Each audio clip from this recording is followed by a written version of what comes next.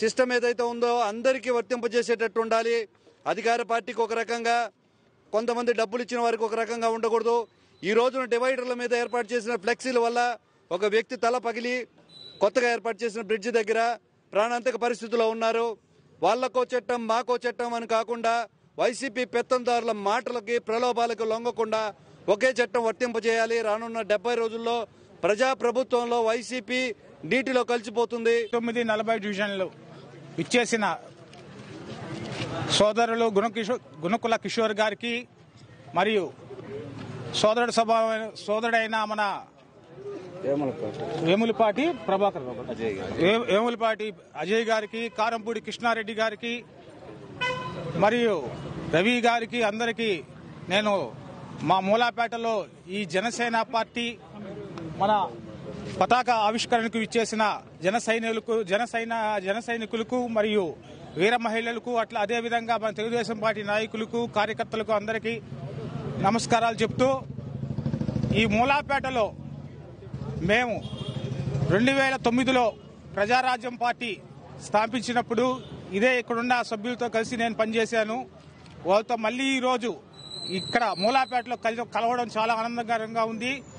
రేపు రాబోయే ఎలక్షన్స్ లో మూలాపేటలో 40వ డివిజన్ తరఫున కానీ 39వ డివిజన్ తరఫున కానీ మన జనసేన పార్టీ అయితే తెలుగుదేశం పార్టీ అందరం కలిసిమెలిసి పనిచేస్తాం. ఈ యొక్క వైసీపీ ప్రభుత్వాన్ని పారద్రోవడమే కాకుండా రౌడీజాన్ని కూడా నశిస్తాము. మా చంద్రబాబు నాయుడు గారు అయితేనేమి, పవన్ కళ్యాణ్ గారి ఇద్దరు సిద్ధాంతాలు ఒకటే. రౌడీయిజంని, ఈ మత్తు పదార్థాలు అయితేమి, ఈ బ్రాందీ షాపుల్లో అమ్మే ఈ యొక్క మందు, దానివల్ల అనేక మంది, చాలా మంది చనిపోతున్నారు. వీటన్నిటికీ మా లక్ష్యం ఏంటంటే ఇవన్నీ తొలగించడమే మా లక్ష్యం. రేపు రానున్న 2024లో మన జనసేన తెలుగుదేశం పార్టీ ఉమ్మడి అభ్యర్థిని గెలిపించుకొని తీరుతామని చెప్పేసి ఈ సభాముఖంగా తెలియజేస్తున్నాం.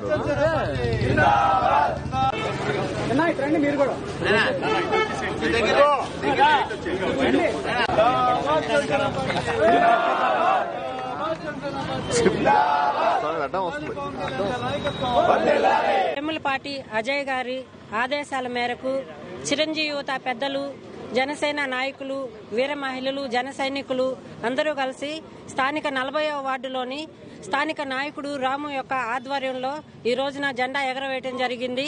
ఇదే విధంగా తెలుగు టీడీపీ, జనసేన ఇద్దరు కలయికతో రాబోయే ఎలక్షన్లకి bye bye hello AP, bye bye YCP అనే నినాదాన్ని మా పవన్ కళ్యాణ్ గారు చెప్పిన విధంగా దాన్ని నిజం చేసే దిశలో మేమంతరం కూడా జన సైనికులు నడుంబిగించి ముందుకెళ్తామని తెలియజేసుకుంటున్నాను. జై హింద్, జై జనసేన.